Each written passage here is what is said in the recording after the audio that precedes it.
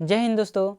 आज की क्लास में हम लोग बायो सेवर्ट के नियम का अध्ययन करेंगे और इसका पूरा डेरिवेशन भी हम लोग इस क्लास में कर लेंगे। तो बात करें हम लोग बायो सेवर्ट का नियम क्या है, तो सन 1820 ईस्वी में फ्रांस के दो वैज्ञानिक थे, बायो एवं सेवर्ट। उन्होंने क्या किया, अलग अलग आकृतियों के तार लिया और उसमें धारा प्रवाहित करके उन्होंने उसके चारों तरफ चुंबकीय क्षेत्र का अध्ययन किया और उन्होंने देखा कि ये जो चुंबकीय क्षेत्र जो डीबी है, जिसे हम लोग बी से दर्शाते हैं चुंबकीय क्षेत्र को, जो चुंबकीय क्षेत्र बी जो है वो तार की लंबाई जो होती है उस तार की लंबाई के समानुपाती थी। पहला इनका कथन यही है, या इस नियम के अनुसार। दूसरा इनका कथन था कि उसमें बहने वाली जो धारा है उसके भी समानुपाती होती है चुंबकीय क्षेत्र। तीसरी बात करें तो उसके उस तार तथा उस बिंदु जहाँ पे हमको चुंबकीय क्षेत्र निकालना है उन दोनों के बीच बनने वाले कोण यानी थीटा के ज्या के समानुपाती होता है। क्या होती है? ज्या के समानुपाती होता है। तथा उस बिंदु के जिस बिंदु पर हम लोग क्या कर रहे हैं, चुंबकीय क्षेत्र निकालना चाहते हैं, उस तार से उस बिंदु तक की दूरी, जिस बिंदु पर हम चुंबकीय क्षेत्र निकालना चाहते हैं उसकी दूरी के वर्ग के व्युत्क्रमानुपाती होता है। क्या होता है? तो चुंबकीय क्षेत्र। ये चार नियम के साथ हम इसका डेरिवेशन, बायो सेवर्ट के नियम का डेरिवेशन हम लोग आसानी से कर लेंगे। तो सबसे पहले आपको क्या करना है, तो कुछ फिगर बनाना है। एक छोटा सा फिगर बनाने की आवश्यकता होगी इस बायो सेवर्ट के नियम में। तो हमने क्या किया है, एक ये क्या कर लिया, तो एल लंबाई का एक चालक तार लिया है जिसमें हमने क्या किया, तो धारा प्रवाहित कर रहे हैं। क्या धारा प्रवाहित कर दें, तो आई धारा प्रवाहित कर देते हैं। ये आई धारा हमने क्या किया, तो इसमें प्रवाहित किया। क्लियर इतनी बातें आपको भी? जी सर। अब इसमें धारा प्रवाहित हो रही है और जैसे ही धारा प्रवाहित होगी तो चुंबकीय क्षेत्र भी उत्पन्न होगा, ये आप सभी को पता है। और जब चुंबकीय क्षेत्र उत्पन्न होगा तो किसी बिंदु पर, मान लेते हैं हम इस बिंदु पे क्या कर रहे हैं, चुंबकीय क्षेत्र निकालते हैं और इसको नाम दे देते हैं बिंदु P। और कहाँ से निकाल रहे हैं, तो इस तार से निकाल रहे हैं और इस तार से इस बिंदु की जो दूरी है वो हम ले लेते हैं r। और यहाँ पे हमको निकालना है क्या, चुंबकीय क्षेत्र यानी dB। dB क्यों लिख रहे हैं, आपको सर B लिख दो, ठीक है, हम B लिख देते हैं। लेकिन हम जो भी अभी अध्ययन करेंगे, जो भी चीज़ें निकालते हैं तो हम लोग थोड़ा करके निकालते हैं। तो इन्होंने भी क्या किया, तो थोड़े से तार, इस पूरे तार के कारण नहीं, थोड़े से तार के कारण हमने मान लिया ये जो तार है, इस तार पूरा L है, मतलब इस पूरे तार की लंबाई L है और हम इस थोड़े से तार को अगर ले तो इसकी लंबाई हम मान लेते हैं DL है। तो इस DL तार यानी थोड़े से तार के कारण यहाँ जो चुंबकीय क्षेत्र उत्पन्न होगा वो भी क्या होगा, थोड़ा ही होगा, इसलिए हम वहाँ पे क्या लिखे हैं, DB लिखे हैं। इतनी बातें क्लियर है। और बात कर लेते हैं इस बिंदु P और इस DL के बीच जो कोण बन रहा है थीटा, जो कोण बन रहा है थीटा बन रहा है, इसके भी क्या होता है, समानुपाती होता है। क्या है, तो DB जो होता है यानी चुंबकीय क्षेत्र जो होता है इस कोण थीटा के ज्या के समानुपाती होता है। तीन चारों स्टेटमेंट को हम यहाँ पे आपको समझाते हुए चलते हैं। सबसे पहले हम लिख देते हैं बायो सेवर्ट के नियम अनुसार, बायो सेवर्ट के नियमानुसार।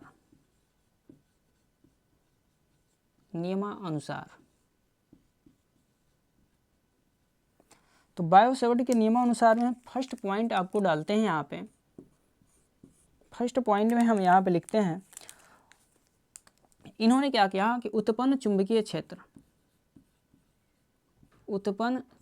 क्षेत्र यानी किसी धारावाही चालक में लिखना है। यहाँ पे पूरा आपको लिखना है कि किसी धारावाही चालक में उत्पन्न चुंबकीय क्षेत्र, हम बोले आपको लिखते चलना है, उत्पन्न चुंबकीय क्षेत्र dB जो है उसमें बहने वाली धारा I के समानुपाती होता है। पहला स्टेटमेंट ये है और इसे हम समीकरण 1 मान लेते हैं। क्या आपको लिखना है कि किसी धारावाही चालक में उत्पन्न चुंबकीय क्षेत्र dB बहने वाली धारा के समानुपाती होता है और इसलिए हम लिखे हैं dB समानुपाती I। दूसरा स्टेटमेंट कहें तो नियम कह सकते हो या कथन कहो, तो यहाँ पे हम लिख रहे हैं क्या कि उत्पन्न उत्पन्न चुंबकीय क्षेत्र, उत्पन्न चुंबकीय क्षेत्र आपको पूरा लिखना है जो हम बोल रहे हैं कि किसी धारावाही चालक में उत्पन्न चुंबकीय क्षेत्र dB समानुपाती होता है किसके, तो आप कहोगे सर इस अल्पांश लंबाई dl के, अल्पांश लंबाई dl के समानुपाती होता है। क्या होता है समानुपाती, तो चुंबकीय क्षेत्र यानी dB। इसे हम समीकरण 2 लिख लेते हैं। क्लियर इतनी बातें। तीसरा पॉइंट हम कहें तो तीसरा पॉइंट आपको क्या लिखना है, इन्होंने जो तीसरा नियम बोला या कथन को, वो क्या बोला कि इस उत्पन्न जो चुंबकीय क्षेत्र dB है उस बिंदु P तथा इस dl के बीच बने कोण थीटा के ज्या के समानुपाती होता है। तो यहाँ पे हम लिख रहे हैं उत्पन्न चुंबकीय क्षेत्र dB समानुपाती होता है किसके, तो आप लिखोगे सर साइन थीटा के समानुपाती होता है, और इसे हम ले लिए समीकरण 3। यहाँ बस इसके आगे क्या आपको जोड़ना है कि धारावाही चालक में उत्पन्न चुंबकीय क्षेत्र dB उसके बीच बने कोण के ज्या के समानुपाती होता है, और उसके नीचे आपको लिखना है dB समानुपाती साइन थीटा, क्योंकि अगर पूरा लिखें तो स्टेटमेंट तो इस भर जाएगा बोर्ड। ठीक है, अब बात कर लेते हैं चौथे का। तो चौथे की बात कर ले तो यहाँ पे भी वही लिखना है कि किसी धारावाही चालक में उत्पन्न चुंबकीय क्षेत्र dB जो होता है उसके जिस बिंदु पे चुंबकीय क्षेत्र निकालना है, यानी बिंदु P पे चुंबकीय क्षेत्र निकालना है, तो इस चालक से कितनी दूरी पे निकालना है, तो कहोगे सर r दूरी पे निकालना है। तो उन्होंने बोला कि जितनी दूरी पे निकालना है उसके वर्ग के व्युत्क्रमानुपाती होता है। क्या होता है, तो आप कहोगे सर उसके वर्ग के व्युत्क्रमानुपाती होता है, और इसे हम समीकरण 4 ले लिए। कोई दिक्कत आप कहोगे नहीं सर। अब आपको यहाँ पे एक लाइन लिखना है समीकरण 1, 2, 3 व 4 से,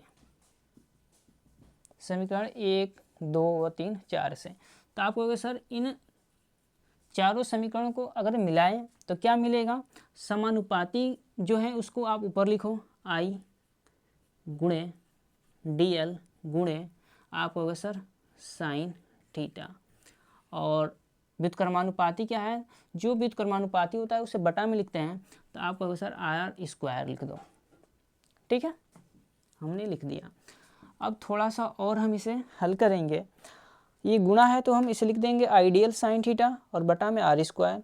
समानुपाती का चिन्ह हटता है तो बराबर आता है, और साथ ही साथ एक कांस्टेंट यानी नियतांक आता है।